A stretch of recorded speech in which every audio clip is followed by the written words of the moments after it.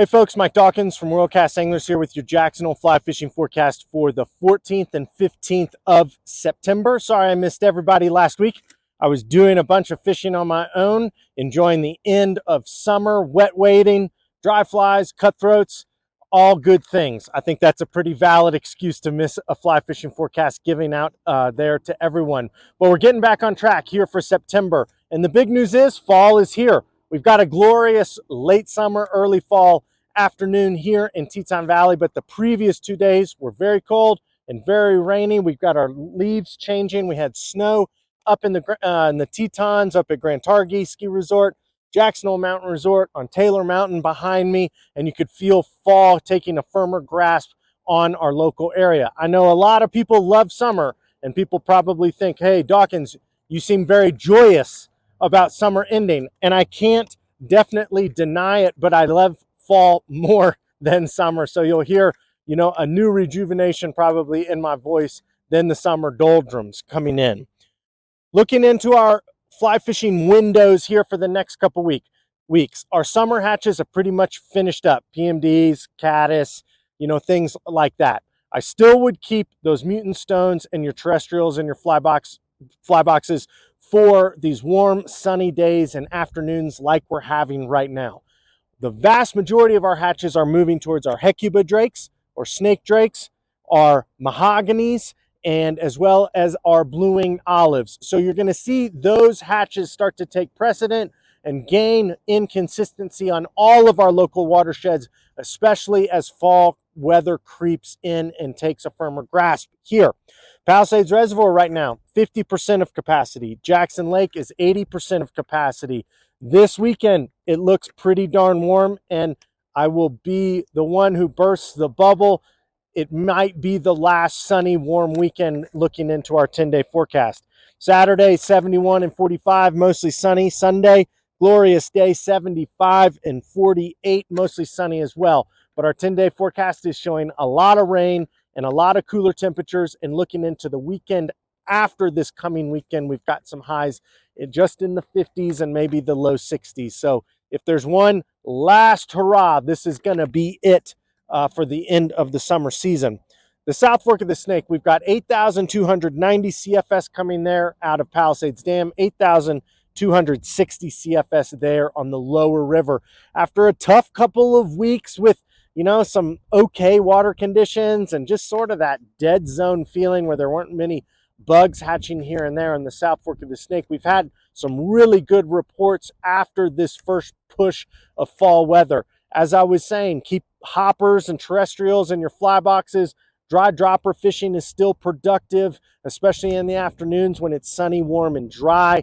Change those bugs to those mahoganies, those blue-winged olives, and just that general mental state of when we get those cooling water temperatures, those fish are going to be in different areas. Look for them on flats, recirculating eddies, tail outs, inside bends, water like that. They're going to be moved off of the summer water, the hot ripping banks, and, most of the riffles per se, and start moving into that late summer winter water, as I normally like to call it.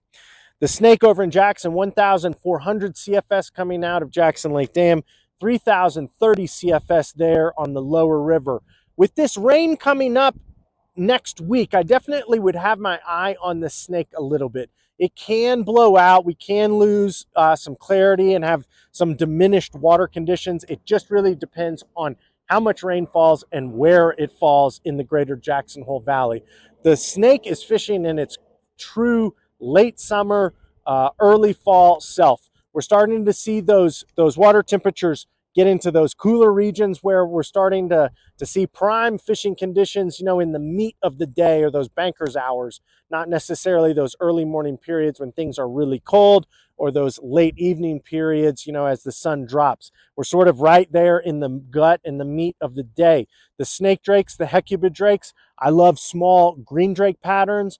I like thin to win gray drake patterns, 12s, maybe a 14, things of that nature as a good imitation for those Hecuba drakes. They can be a blast for the dry fly fishing this time of year. I definitely wouldn't put away the mutants and the terrestrials as well and concentrate on those mahoganies and blue-winged olives, as I said, as in the South Fork. We're going to start to see the drawdown schedule a couple days early there on the in between, you know, the 22nd, plus or minus a day.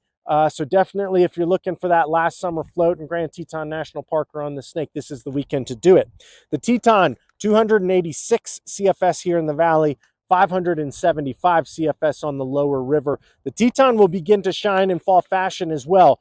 Flows are low, flows are clear, fish are spooky, so definitely probably add some length to your leaders, maybe go down in your tippets, concentrate on those hecubadrakes and those mahoganies and blue-winged olives. Small streamers this time of year can be very effective on the Teton, fishing them in deeper water, banks, troughs, you know, holes, you know, big black buggers, JJ specials, you know, simplistic streamers of that nature. You don't need something huge and gaudy to trigger that streamer response, but definitely put the Teton on your radar here going into the fall period.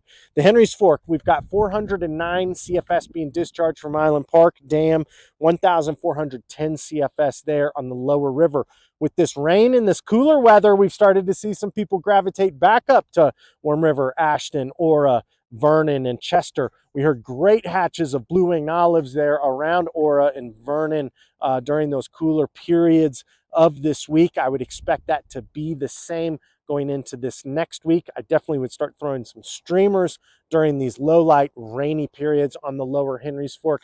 And the Box Canyon and the upper river is fishing pretty darn well. Be on the lookout for those leftover terrestrials, maybe a hopper dropper there in the box, double nymph rig with small rubber legs, bullet quills, Spanish bullets, perdigons, tactical nymphs of that nature can be really effective this time of year. Some of our walk wade fisheries, you're going to see that little last glimpse that are starting to fish well, and will continue to fish well there until October, dependent on water flows. Flat Creek has been fishing really well with good hatches of hecubadrakes. Mahoganies have sort of been the prominent bug out there, and I would definitely have some blue-winged olives and some small terrestrials. So now's a great time as we move into the beginning of fall in October to have some wonderful, you know, days out there on Flat Creek and get out of the boat and do some walk wade fishing. We're open 7 a.m. to 7 p.m. Monday through Saturday at the fly shop, 7 a.m. to 5 p.m. We look forward to seeing everybody